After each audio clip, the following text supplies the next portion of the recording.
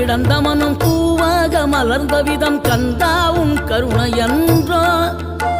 நாம் எல்லாம் இழந்த பின்னும் ஜீவன் இருப்பதிங்கே வேளாவும் அருளாவென்றோ. கோடி பணம் இருந்தாலும் மேலும் அதை தேடுகின்ற மானிடர்கள் கூட்டம் நடுவே மனம் தேடி உனை திரிந்தபடி திருப்புகழை பாடும் என நாடி வந்து காத்த குருவே. ஆசை எனும்